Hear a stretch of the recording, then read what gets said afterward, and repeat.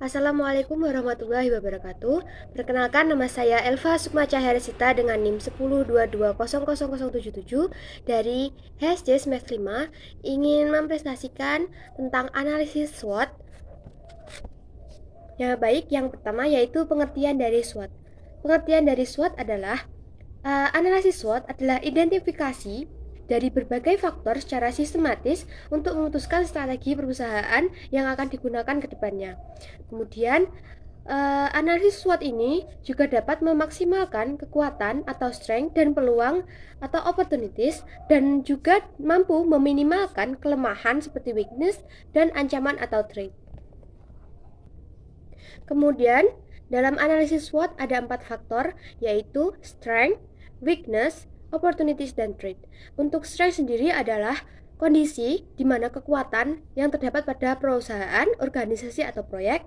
Weakness atau kelemahan merupakan kondisi di mana kelemahan yang terdapat pada perusahaan atau organisasi. Kemudian opportunities atau peluang merupakan kondisi peluang yang berkembang di masa mendatang yang mungkin akan terjadi. Kemudian ancaman atau threat merupakan kondisi yang mampu mengancam kegiatan perusahaan dari luar yang biasanya mampu mengganggu kegiatan perorganisasian atau perusahaan. Kemudian faktor tentang analisis SWOT. Ada 2 faktor tentang analisis SWOT. Pertama yaitu faktor eksternal. Faktor eksternal merupakan faktor yang penyajiannya perlu ada data sekunder atau data dan informasi yang diperoleh dari hasil survei atau pengamatan agar dapat memperoleh suatu hasil yang mempengaruhi terbentuknya suatu peluang dan ancaman. Adapun faktor eksternal tersebut seperti lingkungan, peraturan pemerintah, budaya, sosial politik, dan juga sumber permodalan. Kemudian faktor internal. Faktor internal merupakan suatu faktor yang dalam penyajiannya perlu ada data perusahaan dan data ataupun informasi perusahaan guna untuk mengetahui faktor-faktor yang akan menimbulkan terbentuknya sebuah kekuatan dan kelemahan. Adapun faktor internal yaitu finansial, sumber daya karyawan, sumber daya manajer, terus pengalaman perusahaan tentang baik atau buruk. Kemudian, tujuan analisis SWOT. Analisis SWOT sendiri dibentuk juga memiliki sebuah tujuan.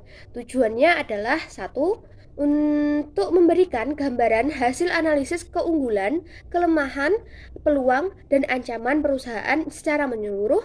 Kemudian yang kedua yaitu analisis SWOT dijadikan sebagai dasar atau landasan penyusunan secara objektif dan strategi perusahaan dalam corporate planning atau rencana perusahaan ke depannya.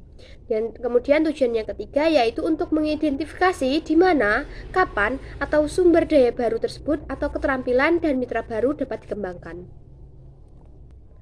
Adapun 4 metode analisis SWOT. Yang pertama yaitu bagaimana kekuatan atau strength mampu mengambil keuntungan dari sebuah peluang atau opportunities yang ada. Kemudian yang kedua yaitu bagaimana cara mengatasi kelemahan yang mencegah keuntungan. Yang ketiga yaitu bagaimana kekuatan atau strength mampu menghadapi ancaman atau threat yang ada. Kemudian yang keempat yaitu bagaimana cara mengatasi kelemahan atau weakness yang mampu membuat ancaman atau threat menjadi nyata atau menciptakan sebuah ancaman baru. Baik, sekian, terima kasih presentasi dari saya. Wassalamualaikum warahmatullahi wabarakatuh.